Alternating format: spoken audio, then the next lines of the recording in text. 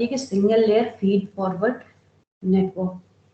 ये layering basis की ही topology है कि अगर हमें बैक प्रोपोगेशन का नेटवर्क हो तो किस तरीके से यूज करें, सिंगल लेयर हो या मल्टी लेयर हो, और साथ ही साथ उसका फीड फॉरवर्ड नेटवर्क हो, तो हम कौन से नेटवर्क का यूज करते हैं और वो कैसा दिखता है। तो सबसे पहले Rosenblatt first constructed the single layer feed forward network in the late 1950s and earlier 1930, यानी इन्होंने 1950 से रिसर्च करना शुरू किया था single layer feed forward network में, और जो कि 1990 खत्म होने से पहले ही ये स्टैब्लिश हो चुका था। मतलब चलते थे, ऐसा नहीं है कि प्रॉपरली कई पेपर आए, पर कुछ ड्रॉबैक आए।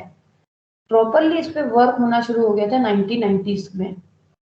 The concept of feed forward artificial neural network having a just one weighted layer, जो बेसिकली हमारा सिंगल लेयर का फीड फॉरवर्ड जो है, इसका कॉन्सेप्ट था वो सिर्फ इसलिए यूज किया गया था कि अगर आपके पास वेटेड लेयर हो तब आप फीड फॉरवर्ड नेटवर्क का यूज करेंगे।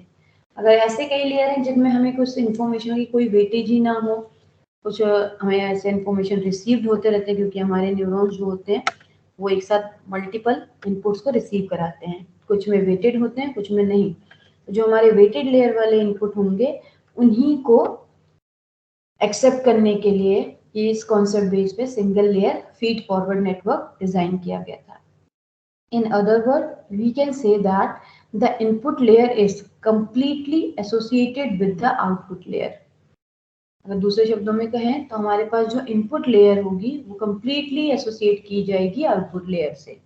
देन हमारा ट्रांसमिटिंग प्रोसेस कंटिन्यू होगा, क्योंकि हमारे न्यूरॉन्स टू न्यूरॉन्स कनेक्टिविटी में एक न्यूरॉन्स का एक्सॉन टर्मिनल दूसरे न्यूरॉन्स के डेंड्राइट से कनेक्ट होता है।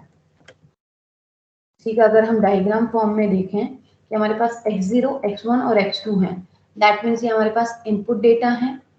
अब x0 से आप z0 भी कनेक्ट कर सकते हैं या z1 भी कर सकते हैं। तो z0 और z1 जो रिप्रेजेंटेड हैं वो हमारे न्यूरॉन्स हैं, यानी कोई भी इंफॉर्मेशन किसी भी न्यूरॉन से कनेक्ट हो सकती है। ऐसा नहीं है कि x1 जा रहा है या x0 जा रहा है या x2 जा रहा है तो वो सबसे पहले उसी टर्मिनल से करेगी, x0 z0 से ही कनेक्ट हो, x1 z1 से हो। इसमें क्या होता है कि आप एक साथ दोनों से कनेक्ट कर सकते हैं, जो न्यूरॉन्स आपके नियर बाय होगा उससे आप इंफॉर्मेशन कनेक्ट करके शेयरिंग में स्टार्ट कर सकते हैं।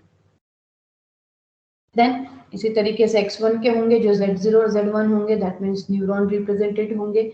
इनपुट डेटा हमारा जो होगा वो न्यूरॉन से कनेक्टेड होगा, और वो चाहे x0, x1, x2, x3 up to x of n तक जाए, या फिर z1, z2, z3 up to z0 तक जाए, zn तक जाए। देन अब इसके बाद क्या होता है कि जो न्यूरॉन्स होते हैं वो कुछ वेट लेके भी चलते हैं, इसलिए देखिए यहाँ पे लिखा है G0/Z0 या फिर ब्रैकेट के अंदर Z0 Z1। दैट मीन्स जो x0 की इंफॉर्मेशन है वो उसके वेटेज के साथ हमारे न्यूरॉन्स के थ्रू ट्रांसमिट होते हैं। इसीलिए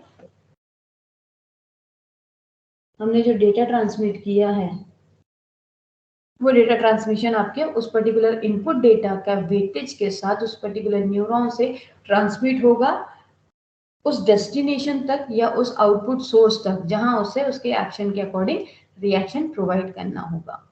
देन ये पाथ कनेक्टिविटी के लिए हमारे पास सिर्फ सिंगल लेयर ही है।